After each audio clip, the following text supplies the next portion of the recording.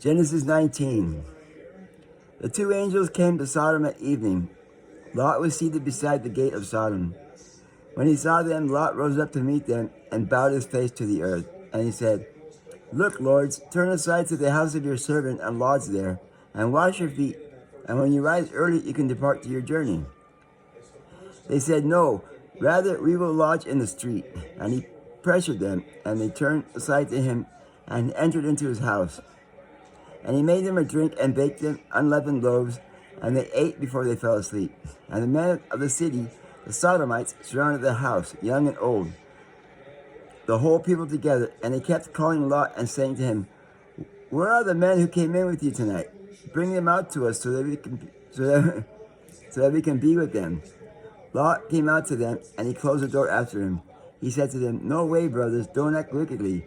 I have 2 daughters who have not yet known a man. I will bring them out to you, and you may use them as you want. Only don't do anything unfair to these men, because they entered under the roof of my beams." They said, "Step aside from there. You came here to dwell. Did you come also to pass judgment? Now then, we will hurt you more than them."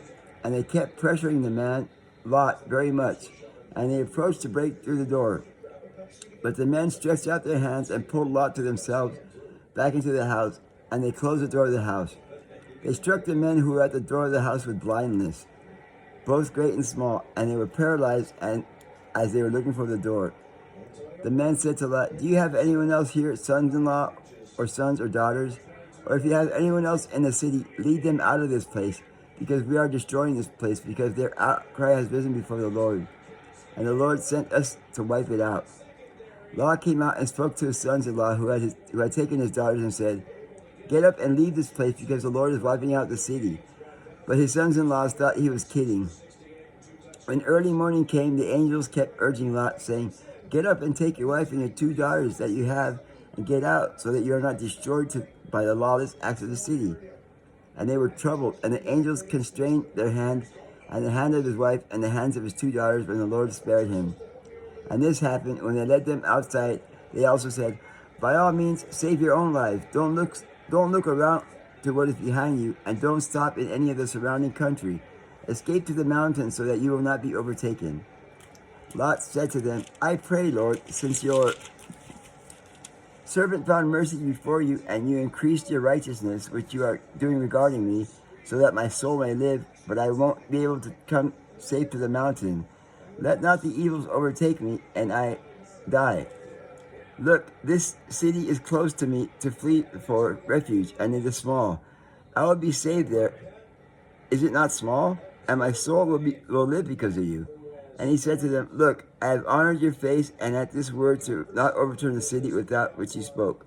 So hurry to be saved there, for I won't be able to do anything until you arrive there." Because of this, the name of that city is called Zoar. The sun came out upon the earth, and Lot entered into Zoar. And the Lord rained sulfur and fire on Sodom and Gomorrah from the Lord out of the heavens. And he toppled these cities, those in which Lot resided, and all the surrounding region, and all those who dwelt in the cities, and everything that sprang forth from the earth. And his wife looked at what was behind, and she became a pillar of salt.